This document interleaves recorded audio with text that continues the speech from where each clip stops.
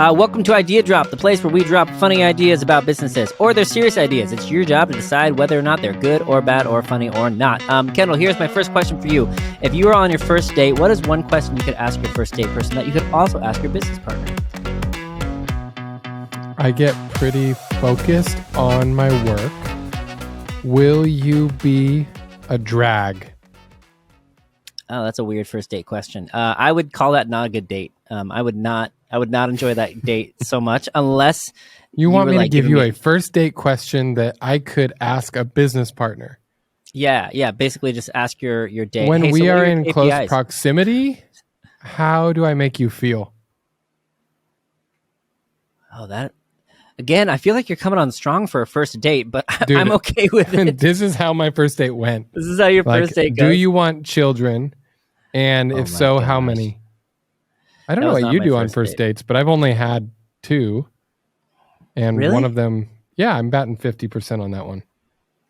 That's good. I wouldn't. So I've had many first dates. Some of them have been awful. Some of quantify that, please. So many, man. Like quantify it. First dates, dude. I don't know. Less than 50. That's what I would have to say. But wow.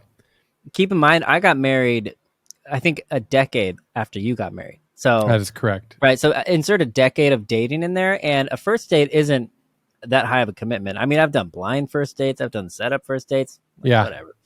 Wow. Less than 50. Picky. All right. Well, you are getting close to your 10,000 hours of first date. So you tell me what's a business that okay, let me tell you first dating advice. Dating advice is exactly the opposite of what you just did. I think you should do it's basically just get to know the person and enjoy each other's company, and if you like their company, then go on a second date. Don't make it too stressful. Don't do anything like that. Now with business, I could say that might be the same thing. Just get to know the business, and if it's selling, if you got customers, then keep going. If not, then just move on. It's not a big deal. That's okay. Or you could take my advice method. Advice? Okay. And you can totally do it the opposite and say, nobody got time for that. This either works or it doesn't.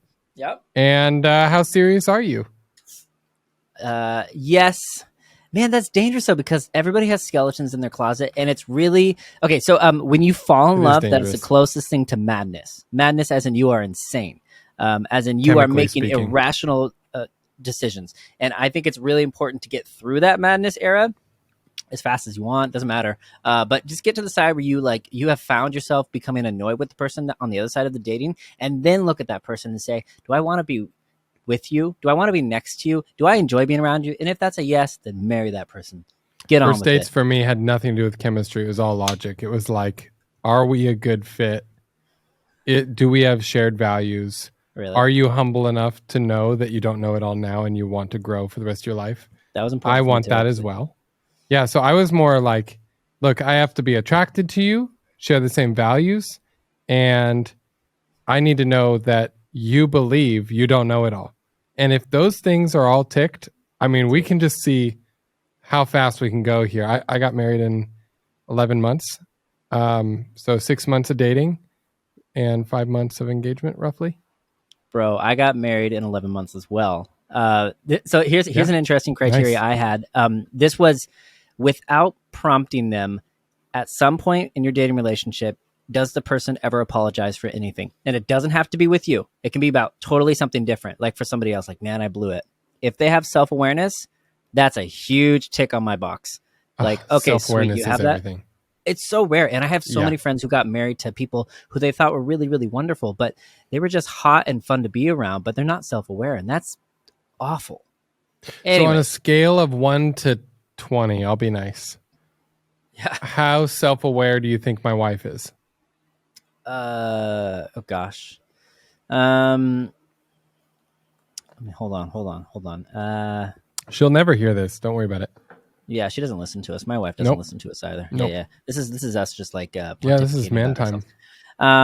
Okay, so I think of self-awareness as like kind of a pendulum between total like inward focus and total outward focus. The outward focus would be like a narcissist. They're not terribly self-aware. Like they just see the world, and that's they didn't ask to be that way. They just happen to be that way. And then the other side is the person who suffers from like deep psychosis, and everything is about them, and it's too self-aware. It's like anxiety comes from that, right?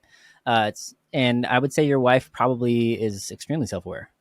If a person is overly anxious, I think that's a high indicator of self-awareness. And I've seen your wife be anxious. So there you go. That's the man. I couldn't be happier. Wait, hold on. In full clarity to everybody, I used to work with your wife. I worked with your wife closely for 1 year, so I know her pretty well. Was it only a year? Self-aware. It was a good year. No, maybe it was like 3. It was like 3 years, wasn't it? Okay, yeah, something like that. Yeah, and she was wonderful to work with. In the music industry, you guys make me look bad. That's funny. Okay, I studied music theory. Did you know that? I did know that.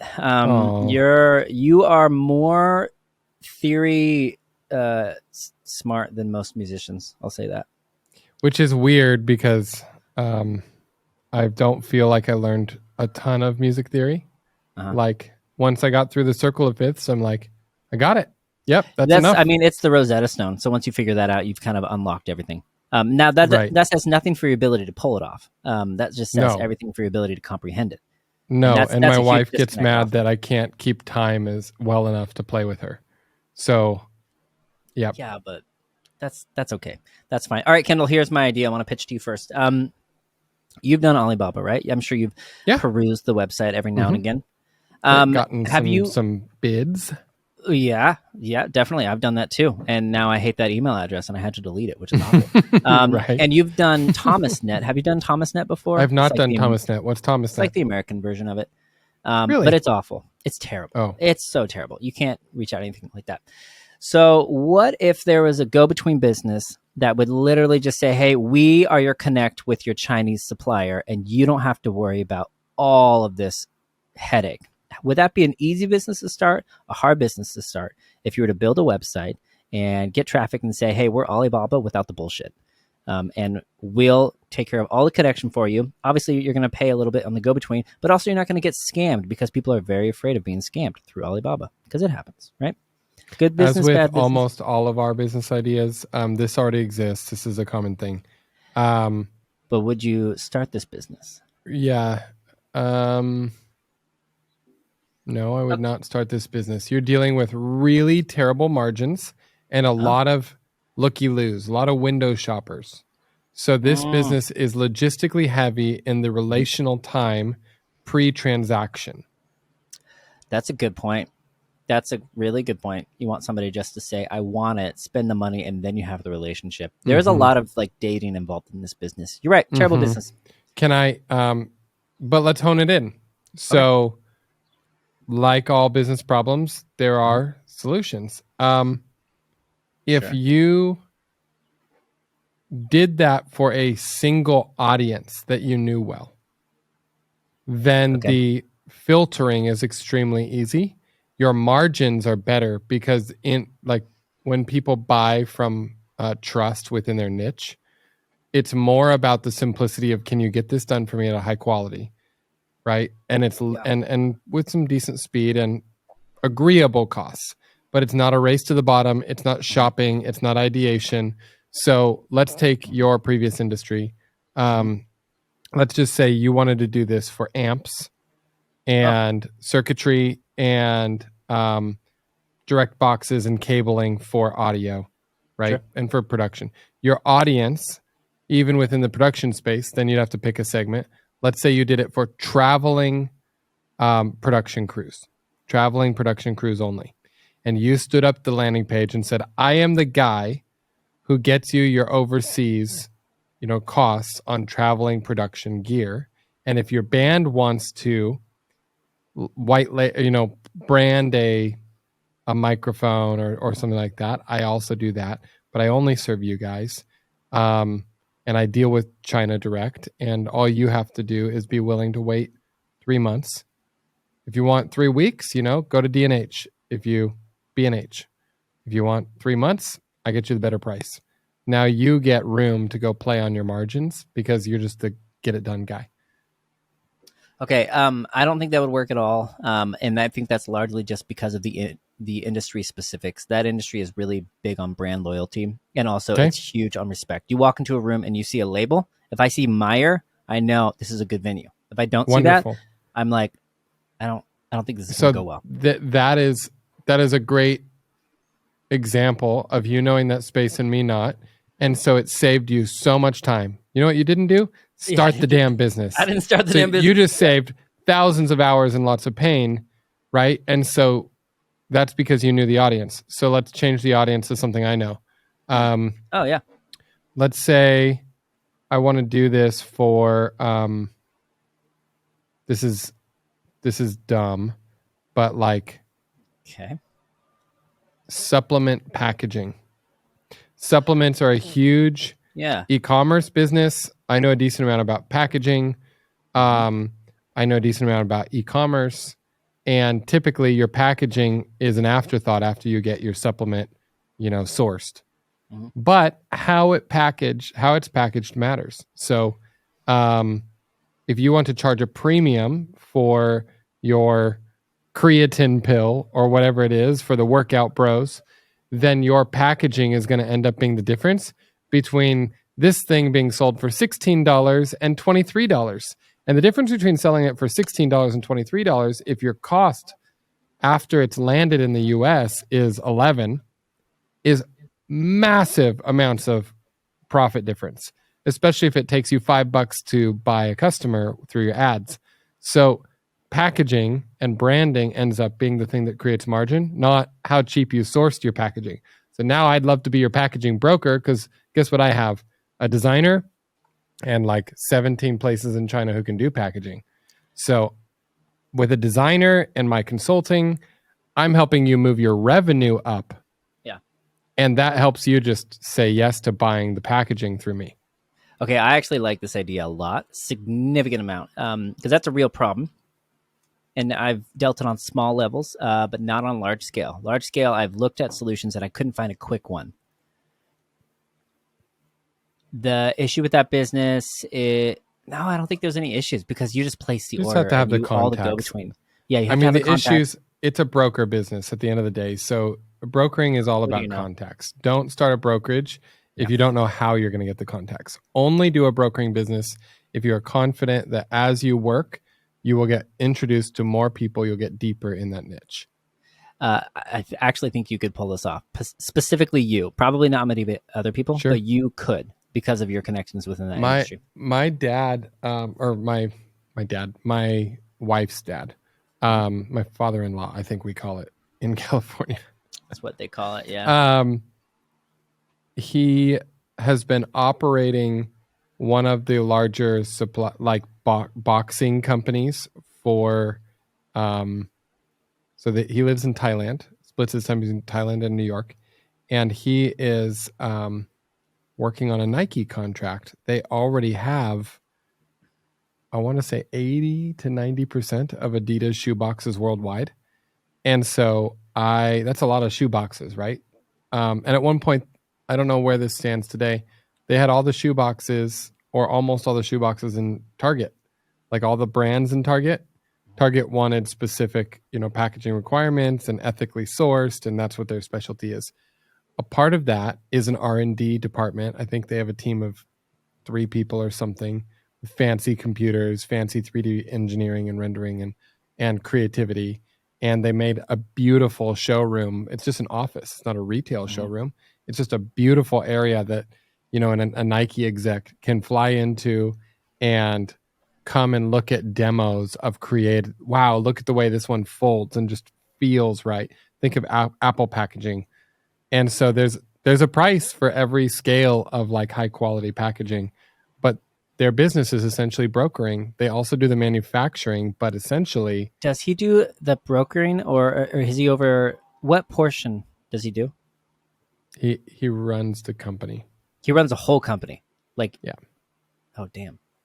He's not the founder. Cool. The founder passed away, and the founder had a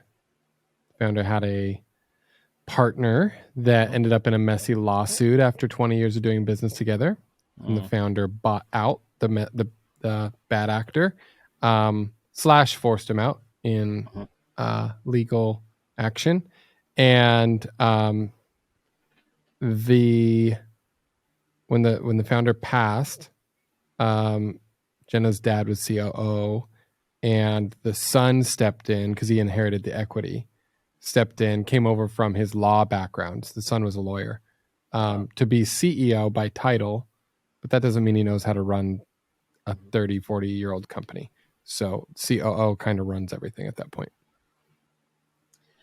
I would love to actually go and see how he runs that business. It'd be really interesting. We can go to Bangkok or we New York. We should actually. I've met your father-in-law, and I found him perfectly enjoyable. We connected over a mutual love for the artist Sting and the Police. So I'm happy about that.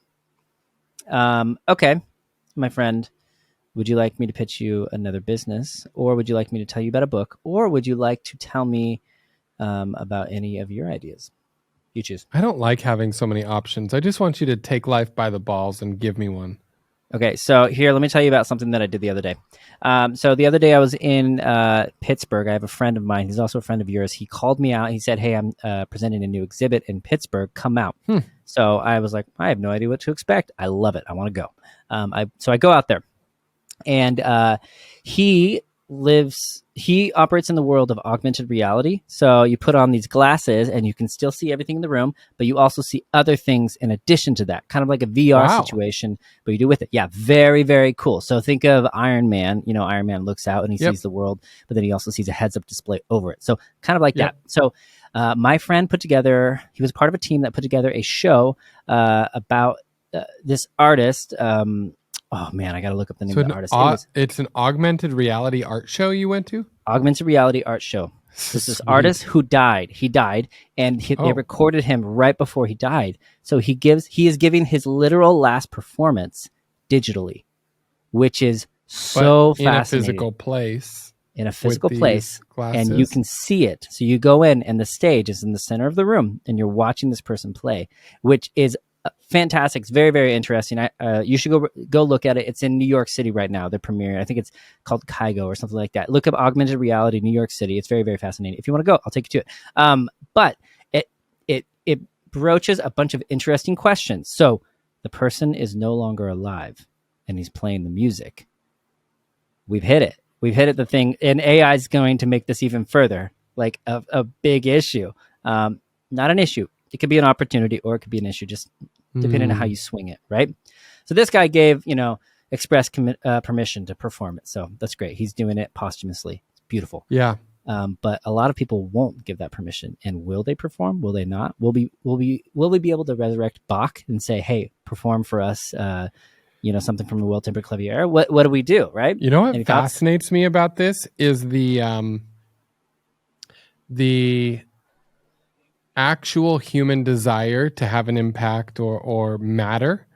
I wonder if, like, as you're passing away, like on your deathbed, do you forget money, forget generational wealth, forget investing?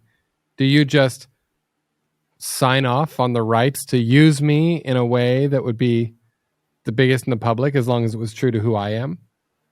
Like, I wonder if by the numbers, will 90% of people prefer to do that, even if no cash were exchanged? Because if that's true, if that's what the human actually wants, right? We might all actually be negotiating because we want money, but actually what we want is impact. But this will be provable on the deathbed situation. And if that's true, then supply and demand kicks in, and you will have an oversupply of people willing to leave behind themselves, their likeness to AI and augmented reality and virtual reality. And we won't have enough demand because we have live people too. We have dead people. We have live people. The world can only spend so much time watching content. So it could be incredibly cheap because so many people will do it for no cost or low cost to get high quality voices. That's true. I don't think it's going to be an issue.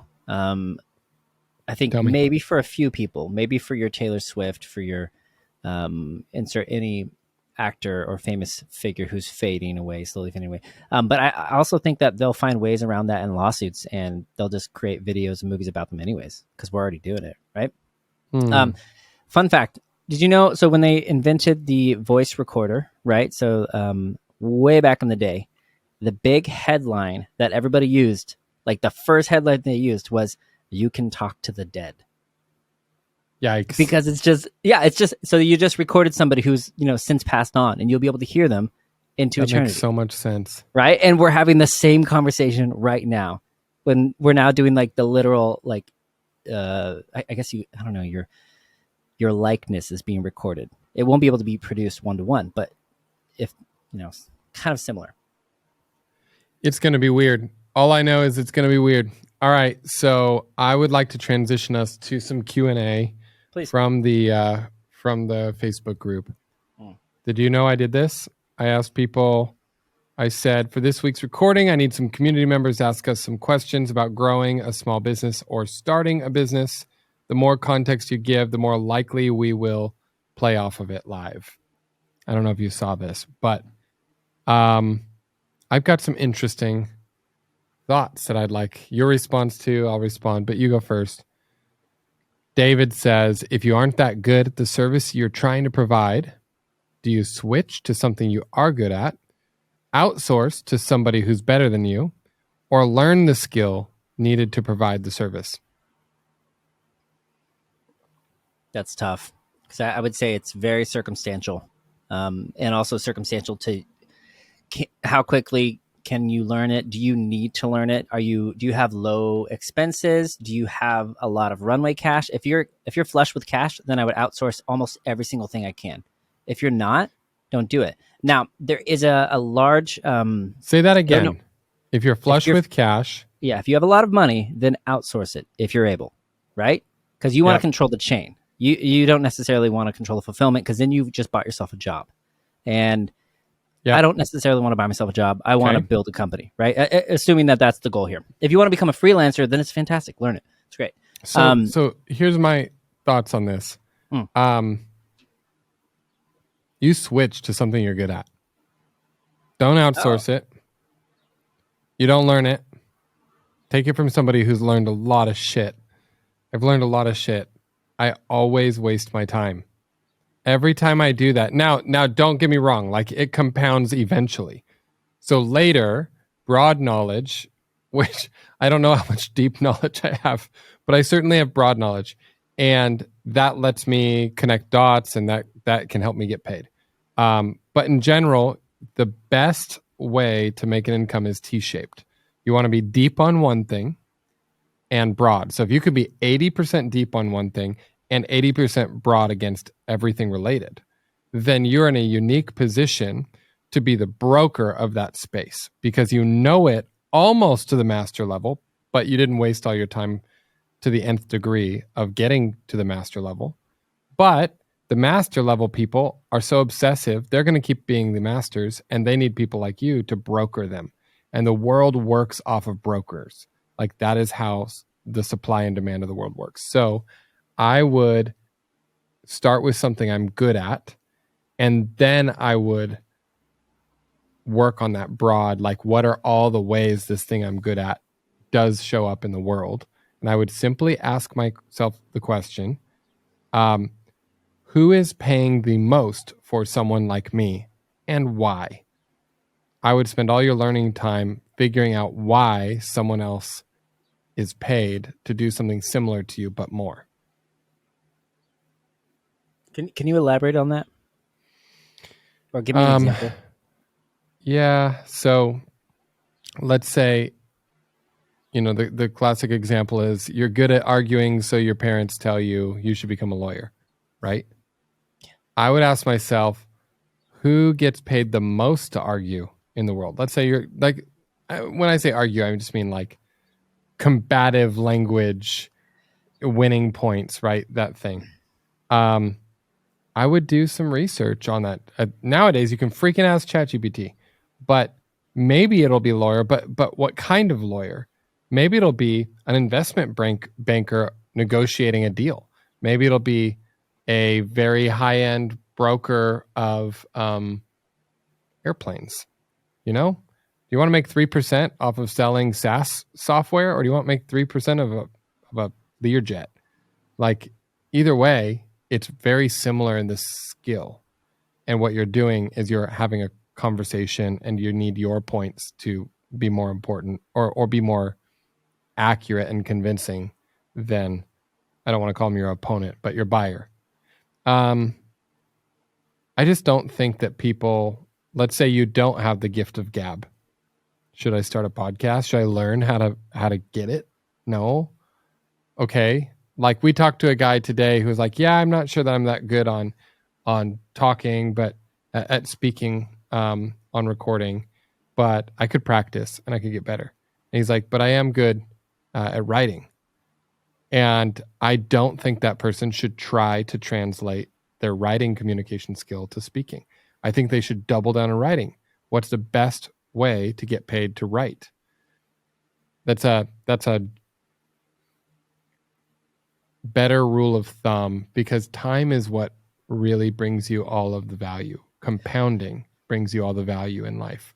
Okay. And if you keep interrupting what you're learning, you don't give time the chance to work and compound.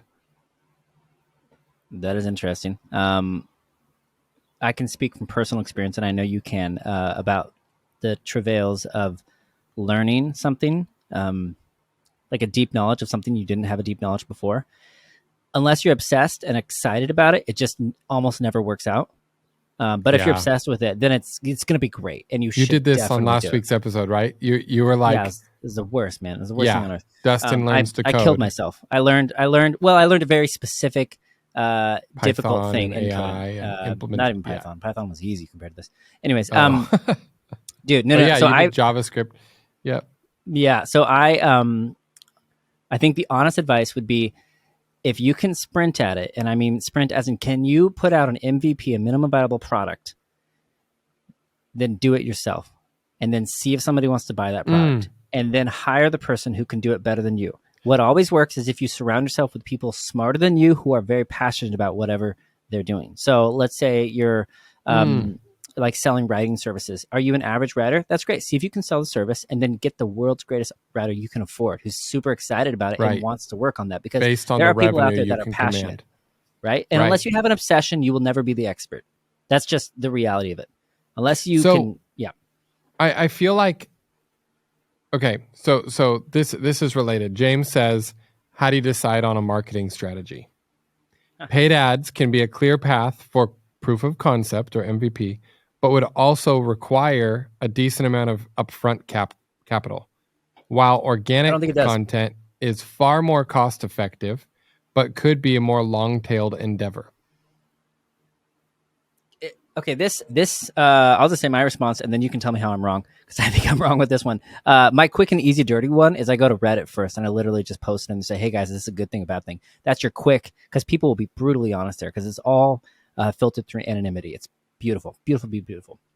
Second, throw out a little bit of ads. Throw out $25 a day on Facebook. Shoot broad. See what your target group is. See if you get good response or bad response. And then that's your cheapest way of saying, is there viability to this or is there not? And then you double down and you do the math of, if I put $1 in, do I get $1 out? But the problem is your lifetime value could be very different and widely ranging. So your $1 in might not be $1 out for a year. So it gets complicated, obviously, after that point. What do you think? Yeah. So on the one hand, you've got these paid ads, and they must be pretty transactional in nature. You have to build trust this fast, and they have to be this interested, and you need a conversion. So you have to overcome the curiosity part of the sales funnel, the educational part of the sales funnel, and the close, the commitment part of the sales funnel. So you have to do all of that in however much ad and funnel you can build on your budget.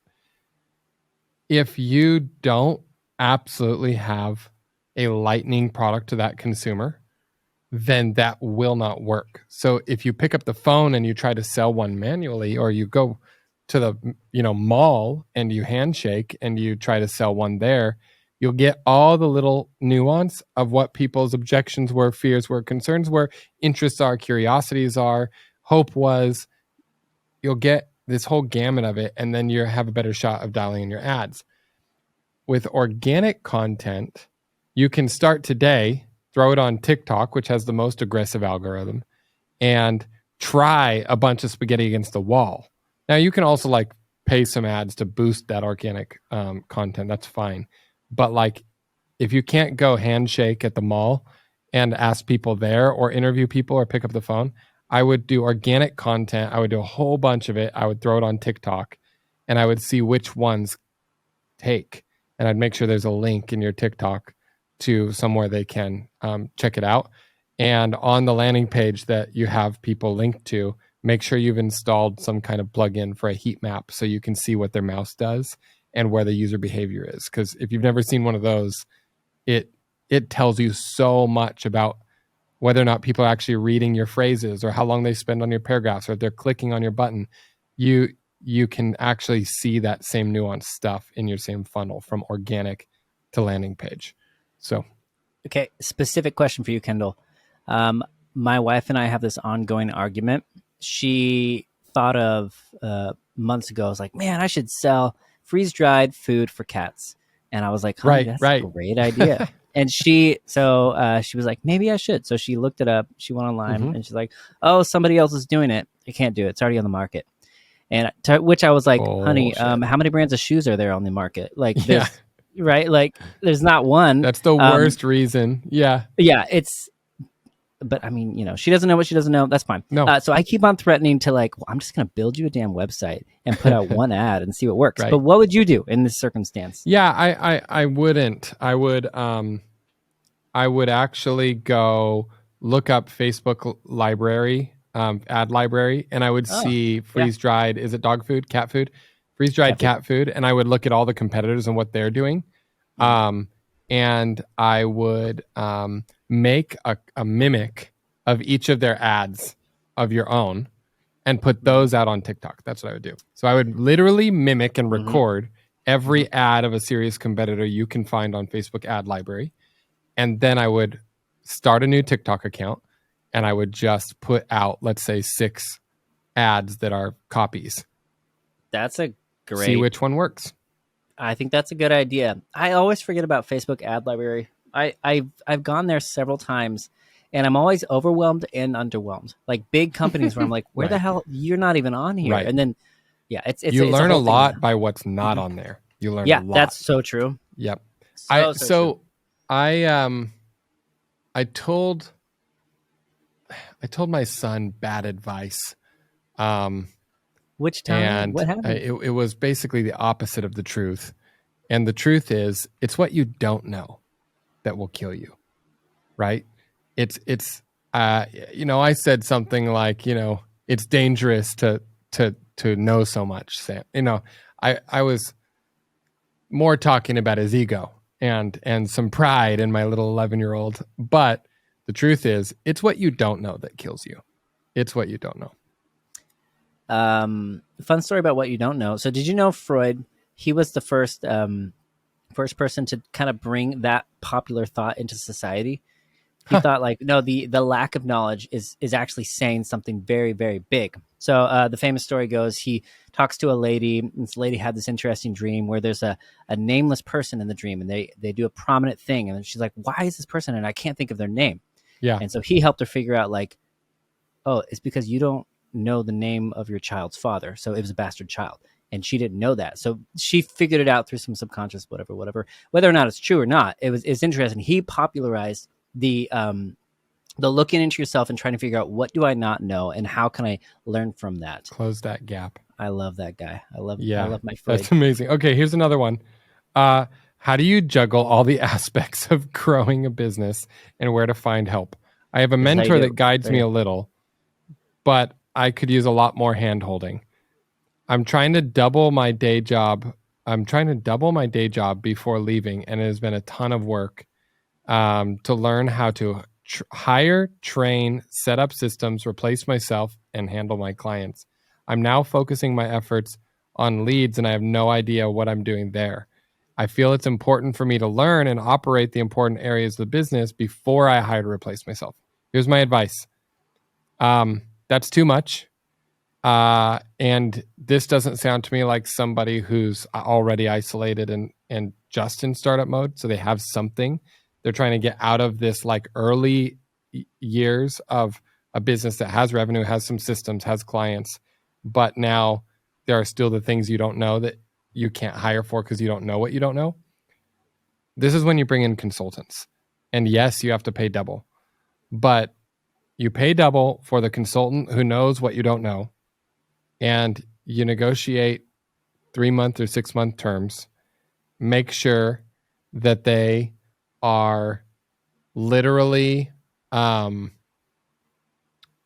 exposing their systems to you while you're in those 6 months. Learn while they do the job. Then hire somebody to do it after you know what the job is.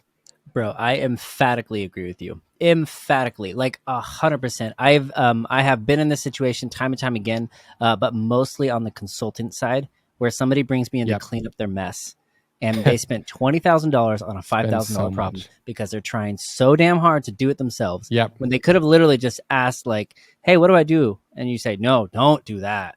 You're going to waste a ton of time doing this, that, or the other." I'm Kendall. You've done this, I'm sure.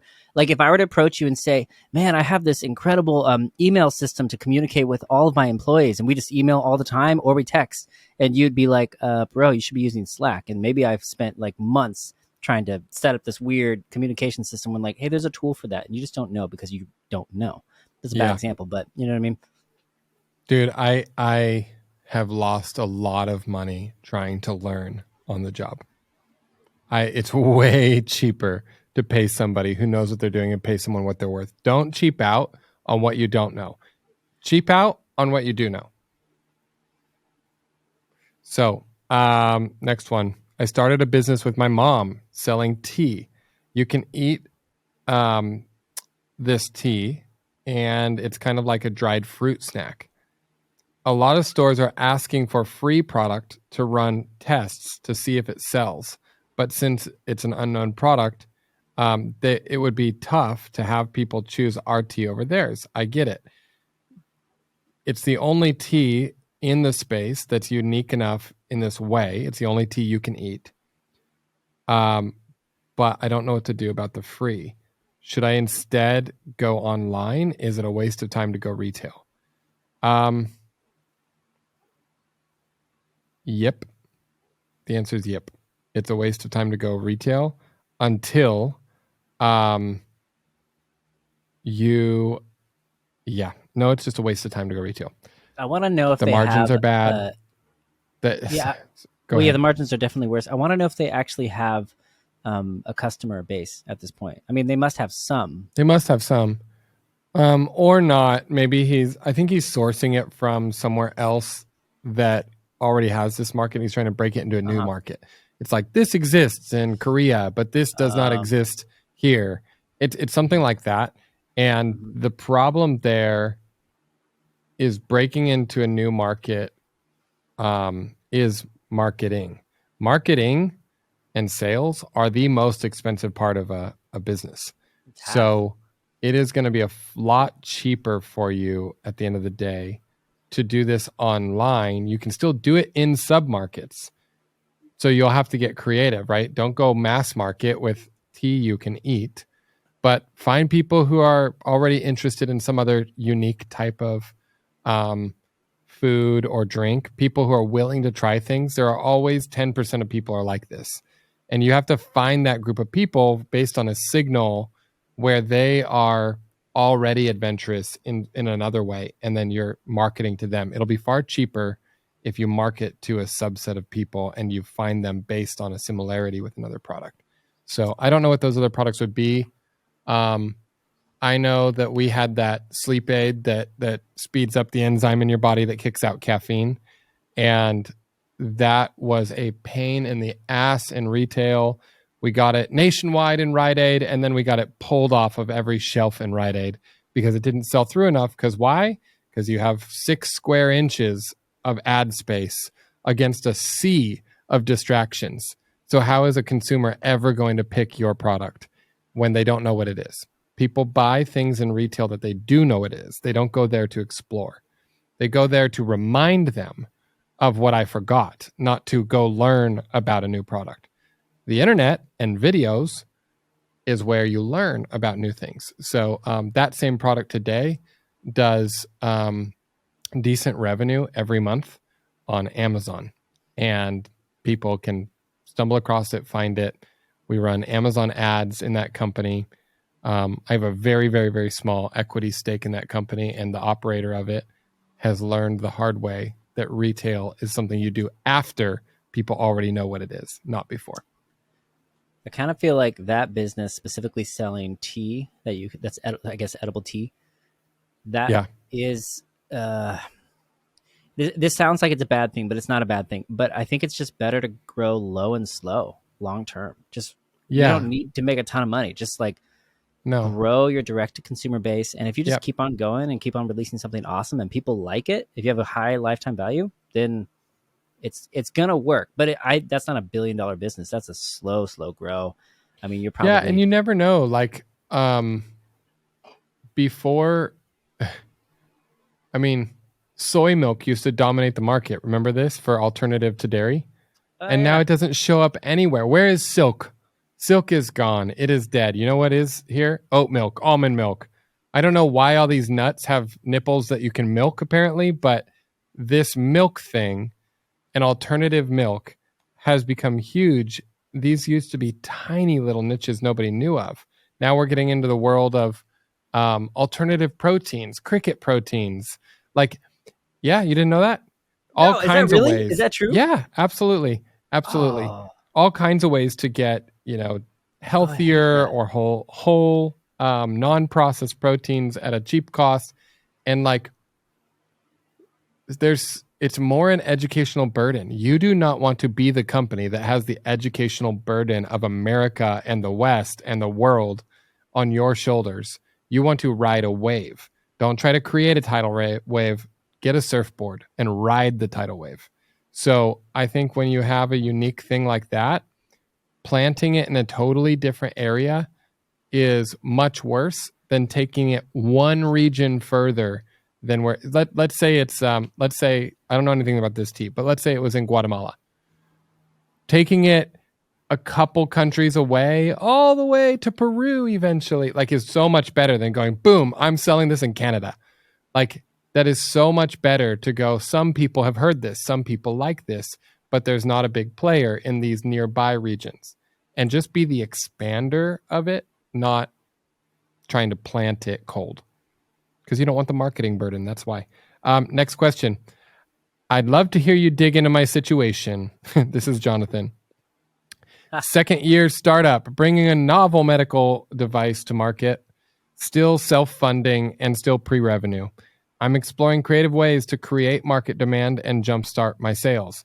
Distributors want to see well-established sales statistics before onboarding me. Hospitals don't buy direct, only from distributors. How would you navigate this standoff? Well, I'm glad you asked, Jonathan. You need an equity partner who has already done this with a different device. You need to find somebody in the medical space. You need to make them a co-founder. You need to integrate your founder story with their founder story. And don't be afraid to give away invisible pie. This is invisible pie. I would rather have 40% of a watermelon than 100% of a grape. And I would just go only sell one thing. Sell my equity of this post-created, post-patent medical product to somebody who's already sold other medical products into distribution for hospitals. Okay, so this is funny. I talked to this person just the other day. They are now post-revenue. Oh, wow. Yeah, because this is 2 weeks old. Yep. So they sold the product. They sold one product to a college, right? A college, not a hospital. Yeah, not a hospital, there it is. College. That makes sense. Right? That does make sense. Based on, so he's basically selling a product that's it solves a problem that is not the most common, but it's common enough that they need a solution, and people just jerry rig solutions, like literally like, oh, I don't know, let me pull in this tray over here to hold, this something or another. So it's a very unique and specific issue, but not strong enough that most hospitals are going to go find it, right? Yeah. But he sold it to a college, because colleges, what do? They teach people how to do different things. So would that change your opinion on anything?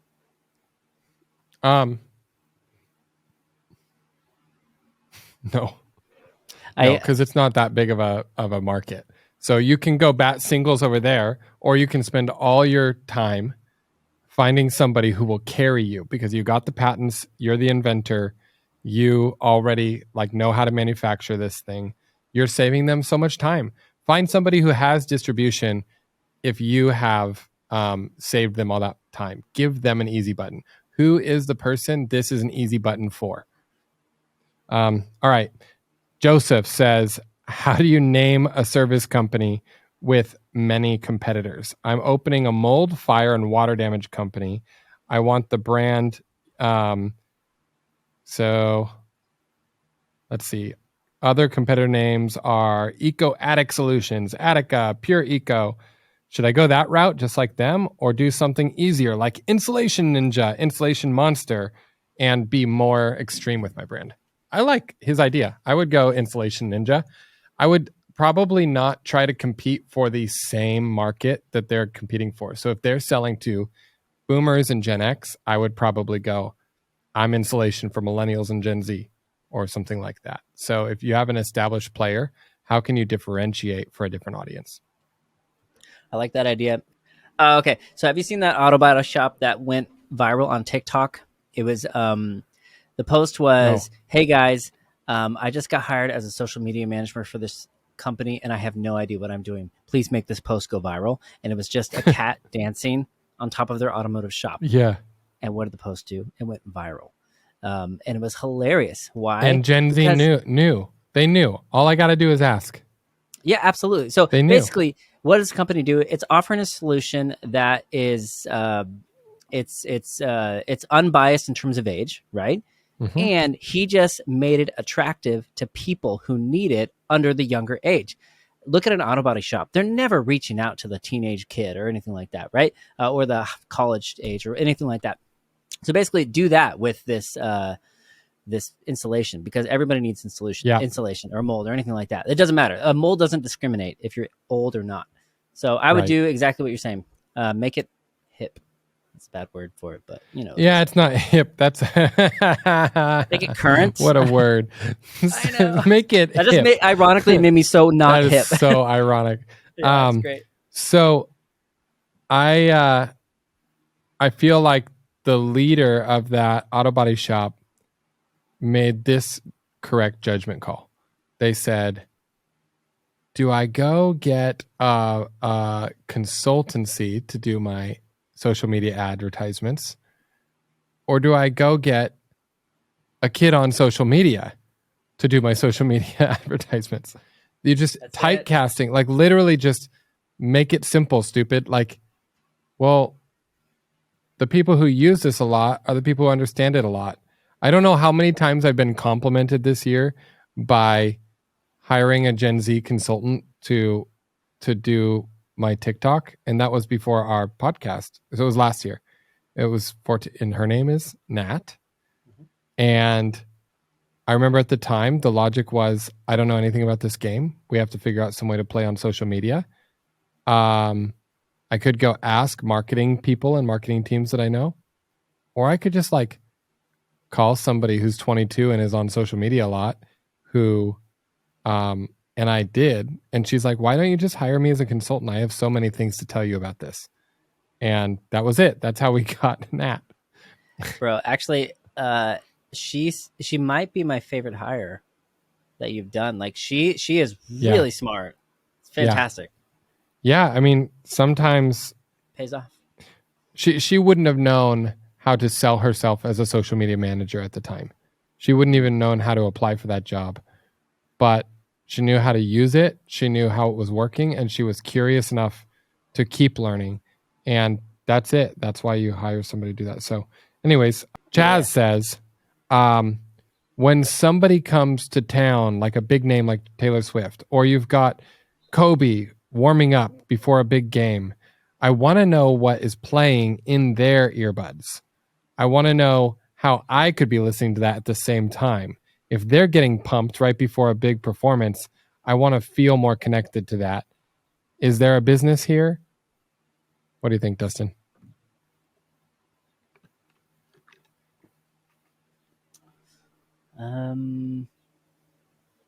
Yeah, I guess there is a business. You could literally reach out to these players, and if they really wanted to do business with you, you'd say, "Hey, tell us what you're playing, and we'll give you stake in the website that we're hosting.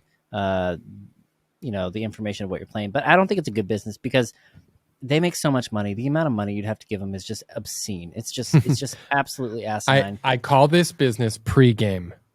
Pregame. You want to try it? Yeah. Is a Spotify playlist of what Taylor Swift is listening to right before she hops on stage. What Kobe Bryant, Rip, was listening to right before a big game. Any major athlete or professional, what do they warm up to? All they have to do is make a custom Spotify list, and I get access to it as a listener.